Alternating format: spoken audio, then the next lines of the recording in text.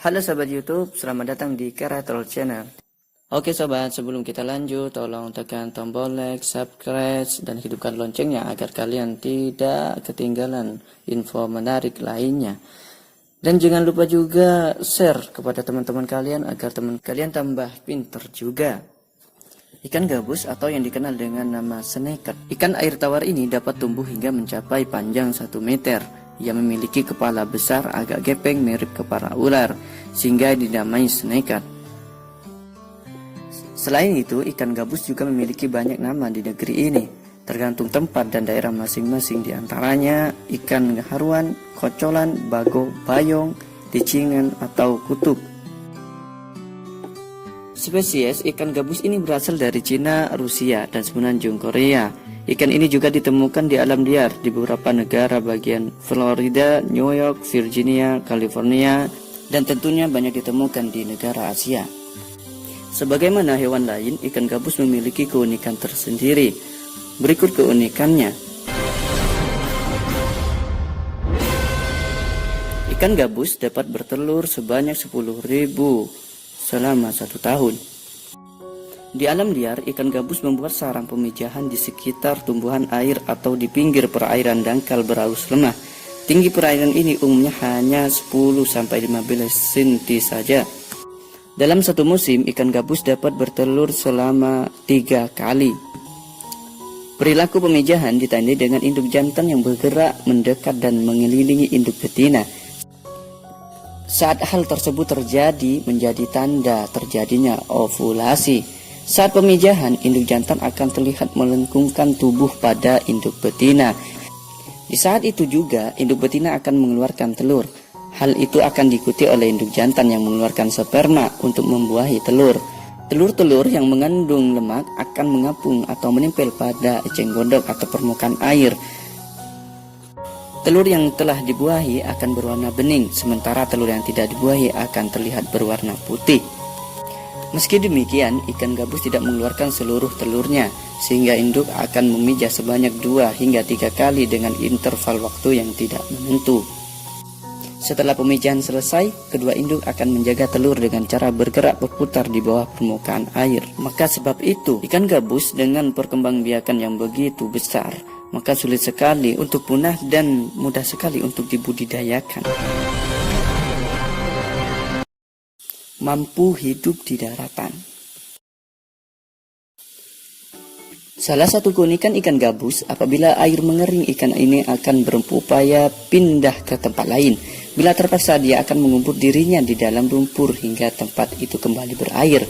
Oleh sebab itu, ikan ini seringkali ditemui berjalan di daratan, khususnya di malam hari pada musim kemarau, dan berusaha mencari tempat lain yang masih berair. Fenomena ini adalah karena ikan gabus memiliki kemampuan bernapas langsung dari udara dengan menggunakan semacam organ labirin seperti pada ikan lele atau betok, namun lebih primitif. Menurut Martin Jenner, profesor bidang ekologi evolusioner dan biologi perairan di University of Bristol, Inggris, menjelaskan bagaimana cara ikan gabus ini bertahan di daratan. Di habitat asal mereka di Asia, ikan ini hidup di rawa dengan kandungan oksigen rendah, semisal sawah dan hutan rawa. Ikan yang hidup di tempat seperti itu punya cara adaptasi untuk bertahan, yaitu dengan memaksimalkan pemasukan oksigen mereka dari lingkungannya, tuturnya. Mr. Jenner menambahkan, namun ikan gabus ini bisa muncul ke permukaan, mengambil udara dan menyelam lagi ke dasar dengan menggunakan oksigen di ruang khusus itu. Di negara tropis, rawa-rawa sering kering, maka ikan ini mengembangkan kemampuan migrasi ke perairan lain. Ikan gabus telah mengembangkan kemampuan berpindah lewat daratan. Mereka melakukannya dengan kasar, dengan cara menyeret badannya dan mendorong dengan sirip. Ikan gabus merupakan predator air tawar. Keberadaan ikan gabus menjadi sebuah ancaman tersendiri untuk ekosistem alam yang ditempatinya. Tidak tanggung-tanggung, ikan ini sering memangsa apa yang ada di hadapannya, baik itu berupa ikan kecil, serangga, kodok, bahkan ikan ganas seperti piranha pun bisa dimangsanya. Tidak mengejutkan bila dalam satu dokumenter disebutkan bahwasanya ikan gabus memiliki reputasi Vizela yang mengacu pada hewan khayalan Godzilla.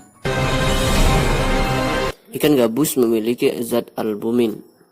Meski ikan lain juga dikenal sebagai sumber protein yang baik untuk tubuh, namun ikan gabus dikenal sebagai jenis kandungan gizi yang lebih tinggi. Kandungan protein ikan gabus ini sebesar 25,5%. Itu lebih tinggi jika dibandingkan dengan kadar protein dari ikan bandeng yang hanya 20% saja. Hebatnya, ikan gabus ini sangat kaya akan albumin, salah satu jenis protein penting bagi tubuh manusia juga. Albumin diperlukan tubuh manusia, begitu juga dengan tubuh ikan gabus ini. Manfaat zat albumin ini sangat membantu sekali untuk memulihkan luka pada ikan gabus, sehingga itu bisa dikatakan kesaktian ikan gabus sendiri. Albumin diperlukan tubuh manusia, terutama dalam proses penyembuhan luka-luka. Pemberian daging ikan gabus atau ekstrak proteinnya telah dicoba untuk meningkatkan kadar albumin dalam darah dan membantu penyembuhan beberapa penyakit seperti kanker, stroke, gagal ginjal, diabetes, mellitus, hingga pengobatan operasi. Kandungan albumin plus mineral zinc dalam tubuh ikan gabus yang sebesar 1,7412 mg per 100 gram daging inilah yang membantu proses penyembuhan luka lebih cepat. Itulah beberapa keunikan ikan gabus menurut kreator channel. Semoga video ini dapat menghibur sobat di rumah dan menambah wawasan kalian. Dan sampai jumpa.